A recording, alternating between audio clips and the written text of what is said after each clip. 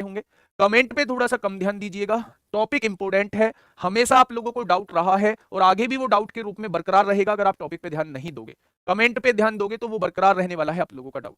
लेकिन मैं इतना कह सकता हूं आप लोगों से कि अगर आप कमेंट्स पे ध्यान नहीं देंगे तो मैं बहुत हद तक इस टॉपिक के सारे डाउट को आप लोगों के खत्म कर दूंगा। ठीक है मेरे भाई। प्यारे दोस्त, अगर मैं आप लोगों से कहता हूं, मान लो एक संख्या दी हुई है 29 और मैंने ना इसको 6 से डिवाइड करना है। एक संख्या दी हुई है 29 और मैंने इसको 6 से डिवाइड करना है। तो डिवाइड करना तो आप लोग जानते हैं, डिवाइड कैसे करते हैं मेरे भाई। आप कहेंगे जी 29 को 6 से डिवाइड करना है, तो आप लिखोगे 6 चौक 24 होते हैं और कितना बचेगा मेरे भाई, आप कहेंगे 5 बचेगा। यही तो बचता है मेरे प्यारे दोस्त। अगर मैं आप लोगों से कहूं जिससे डिवाइड करते हैं उसे मेरे प्यारे भाई भाजक कहा जाता है। क्या कहा जाता है, भाजक कहा जाता है, यानी कि डिवाइजर बोला जाता है। क्या बोला जाता है, डिवाइजर बोला जाता है, उसे भाजक कहा जाता है। मैं आप लोगों से कहूं जो डिवाइड होने के बाद आया, जो डिवाइड होने के बाद आया यानी कितने टाइम्स वो डिवाइड हुआ, उसे भागफल कहते हैं और मेरे प्यारे दोस्त उसे इंग्लिश मीडियम वाले क्वोशिएंट कहते हैं। ठीक है, और इसे मेरे प्यारे दोस्त इंग्लिश वाले डिविडेंड कहते हैं। क्या कहते हैं, इसे मेरे प्यारे दोस्त इंग्लिश वाले डिविडेंड कहते हैं। क्वेश्चन की स्पेलिंग आप लोगों की गलत है। ये जो प्यारे दोस्त बचता है इसे हम लोग शेष कहते हैं या शेषफल कहते हैं। और ये शेषफल जो होता है मेरे प्यारे दोस्त, इसे इंग्लिश में रिमाइंडर बोला जाता है। बहुत बेसिक से चीजें समझाने की कोशिश कर रहा हूं। आपने कहा जी बहुत बढ़िया बात है, आगे मेरे प्यारे दोस्त आप लोग एक चीज देखेंगे कि ये जो रिमाइंडर होता है ये हमेशा इस डिवाइजर से छोटा होता है। अगर इसके बराबर या इससे बड़ा हुआ तो ये आगे भी डिवाइड होता हो जाएगा। यानी कि हमें तब तक डिवाइड करते रहना है जब तक कि मेरे भाई नीचे बचने वाली संख्या इससे छोटी ना हो जाए। तो हम कह सकते हैं रिमाइंडर जो रहेगा वो हमेशा भाजक से छोटा रहेगा। भाजक से छोटा रहेगा, शेषफल जो रहेगा हमेशा भाजक से छोटा रहेगा। अगर भाजक के बराबर या भाजक से बड़ा है तो वो मेरे प्यारे दोस्त रिमाइंडर नहीं कहलाएगा, अभी वो फर्दर डिवाइड भी हो जाएगा। क्या ये बात क्लियर हुई? तो यहां से ये बात क्लियर हो चुकी है भाई साहब, रिमाइंडर का वो मेरे प्यारे दोस्त इससे छोटा ही रहने वाला है। ये मेरे प्यारे दोस्त आपको चारों टर्म समझ में आ गई होगी। इस पर बेस्ड क्वेश्चंस भी आगे बनते हैं, वो आगे की बात होगी।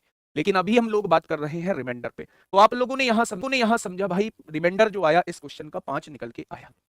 प्यारे दोस्त जब बात रिमाइंडर की आती है तो यही रिमाइंडर में दो चीज हम लोग पढ़ रहे होते हैं। दो टाइप के हम लोग रिमाइंडर को देख रहे होते हैं, दो टाइप के शेषफल को हम लोग देख रहे होते हैं। एक पॉजिटिव रिमाइंडर से क्वेश्चन को कर रहे होते हैं, एक नेगेटिव रिमाइंडर से क्वेश्चन को कर रहे होते हैं।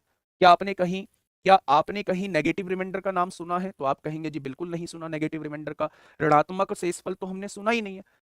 यहां भी नहीं सुनोगे, लेकिन क्वेश्चन करने के दो तरीके होंगे। हम धनात्मक से भी करेंगे तो भी आंसर उतना ही आएगा और हम ऋणात्मक से करेंगे तो भी आंसर उतना ही आएगा। ऐसे कैसे हो सकता है भाई, समझो ध्यान से। मैंने आपसे कहा 29 को 6 से डिवाइड करना है, 29 को 6 से डिवाइड करना है। तो मेरे भाई आपने इसका टेबल पढ़ा 6 का, आपने कहा 6 एकम 6, 6 दूनी 12, 6 तिया 18, 6 चौक 24, 6 पंजे 30। 30 ज्यादा हो गया, आपको कम लेना है। तो आपने कहा 6 चौक 24 होता है मेरे भाई। तो ये देखिए 24 से ये कितना ज्यादा है, 5 ज्यादा है। जब ज्यादा होता है तो पॉजिटिव रिमाइंडर आएगा, यानी कि यहां प्लस का 5 शेषफल बचेगा। बचेगा या नहीं? लेकिन मेरे प्यारे दोस्त अगर इसी क्वेश्चन को आप नेगेटिव रिमाइंडर से सॉल्व करना चाहते हैं तो आपको टेबल पढ़ना पड़ेगा और इतना पढ़ना पड़ेगा कि जस्ट इसके बाद आपकी संख्या आ जाए। तो आपने कहा 6 चौक 24 तो इससे कम है, हमें इससे ज्यादा वाली लेनी है। तो आपने कहा 6 पंजे 30, 6 पंजे 30, 30 से ये कितना कम है, एक कम है। और जब बात कम की आती है तो वहां नेगेटिव लगा देते हैं, यानी इसका नेगेटिव रिमाइंडर जो होगा वो -1 होगा। इसका नेगेटिव रिमाइंडर जो होगा वो -1 होगा। क्या कभी आपको नेगेटिव में रिमाइंडर लिखा दिखाई देगा? आप कहेंगे कभी नहीं। तो इसे पॉजिटिव बनाने के लिए हम लोग क्या करेंगे, जब भी आप क्वेश्चन को नेगेटिव रिमाइंडर से सॉल्व करते हैं और नेगेटिव रिमाइंडर आप लोगों के पास आता है, हमेशा उसमें भाजक को जोड़ना होता है। हमेशा उसमें भाजक को जोड़ना होता है, जिससे डिवाइड कर रहे हैं उसको जोड़ना होता है। आप देखेंगे कि ये पॉजिटिव रिमाइंडर बच जाएगा। यहां भी रिमाइंडर 5 आया था और जब नेगेटिव से सॉल्व किया तो यहां भी रिमाइंडर 5 आया था। आपने कहा जी कम बात समझ में आई है, हल्की हल्की बात समझ में आई है, बहुत डिटेल में चीजें समझो।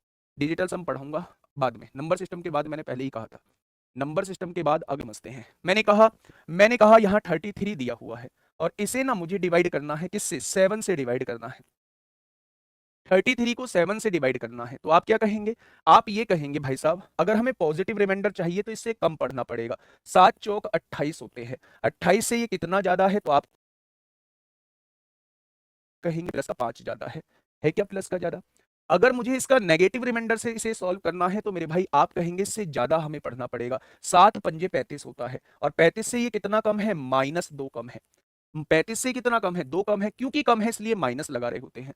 तो इसका जो रिमाइंडर आएगा वो पॉजिटिव में तो 5 आएगा और नेगेटिव में -2 आएगा। अगर मैं इसका पॉजिटिव रिमाइंडर बनाना चाहता हूं तो मेरे भाई इसमें मुझे भाजक को जोड़ना होगा, कि आप कह सकते हैं कि इसका रिमाइंडर जो है वो 5 रहने वाला है। अच्छा एक बात मुझे बताइए, इन दोनों बातों से आप एक चीज समझे होंगे, वो कौन सी चीज है प्यारे दोस्त? उस चीज को थोड़ा सा समझिए। इन दोनों बातों से आप एक चीज समझे होंगे, वो चीज ये है कि पॉजिटिव रिमाइंडर 5 आया, नेगेटिव रिमाइंडर 1 आया, दोनों को अगर आप जोड़ दें साइन को अलग हटा के, क्या वो आपका भाजक के इक्वल आ जाएगा? यहां पे देखेंगे पॉजिटिव रिमाइंडर 5 आया, नेगेटिव रिमाइंडर -2 आया, दोनों को जोड़ देंगे साइन हटा के, क्या वो भाजक के इक्वल आ जाएगा?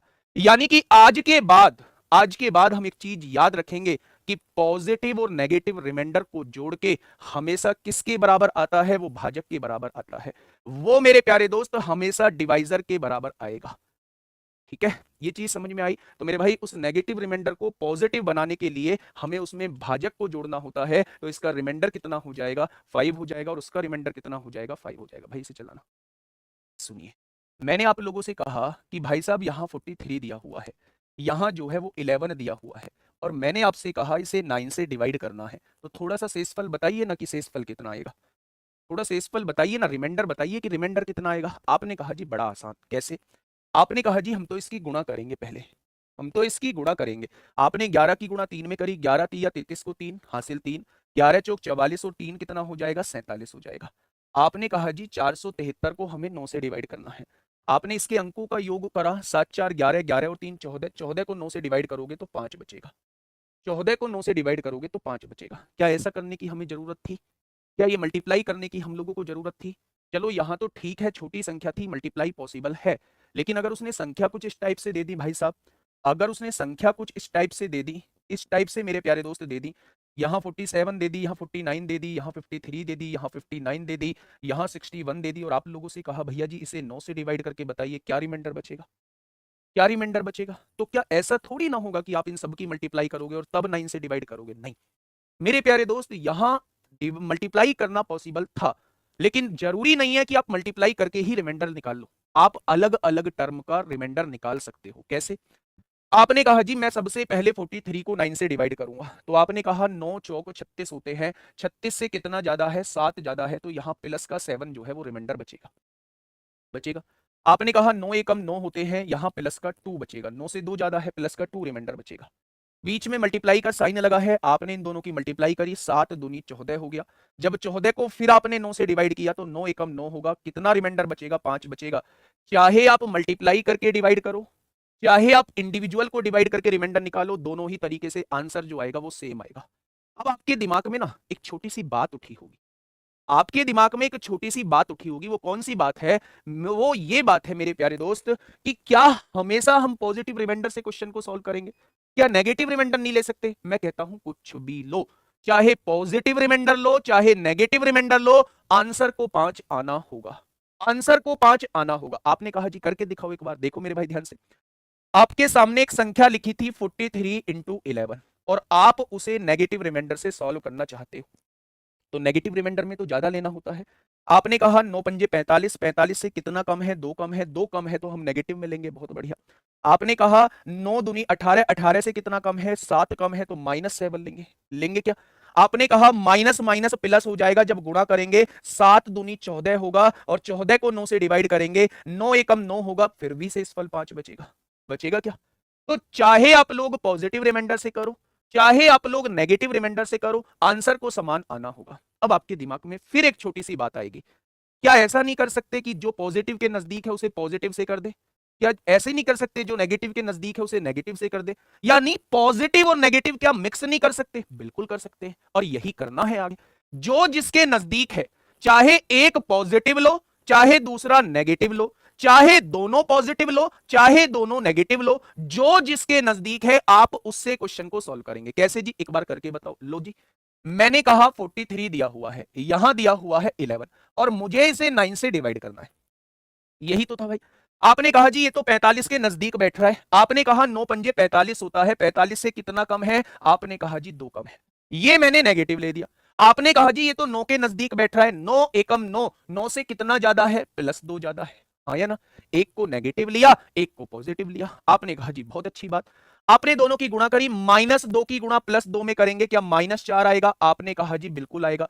अब आप मुझे एक चीज बताइए, जब ऊपर वाली संख्या कम होती है नीचे वाली संख्या से तो क्या यही रिमाइंडर हो जाता है, तो आप कहेंगे बिल्कुल जी, यानी इस केस में रिमाइंडर जो आएगा वो -4 आएगा। इस केस में जो रिमाइंडर आएगा वो -4 आएगा। और मैंने पीछे भी आपको बताया है कि जब भी नेगेटिव में रिमाइंडर आए उसमें हमेशा बेटा भाजक को जोड़ देना। क्या यहां से भी आंसर 5 आ जाएगा? यानी कि यहां से एक कंक्लूजन हम लोगों ने निकाला कि चाहे तो आप सबको पॉजिटिव लेके क्वेश्चन कर लो तब भी रिमाइंडर 5 आएगा, चाहे आप दोनों को नेगेटिव लेके रिमाइंडर निकाल लो तब भी आंसर 5 आएगा, चाहे आप कुछ पॉजिटिव कुछ नेगेटिव लेके क्वेश्चन को कर लो तब भी आंसर 5 आएगा। बता दो क्या ये तीनों बात क्लियर है? बता दो क्या ये तीनों बात क्लियर है? एक बार थम्स अप करेंगे क्या ये तीनों बात क्लियर है?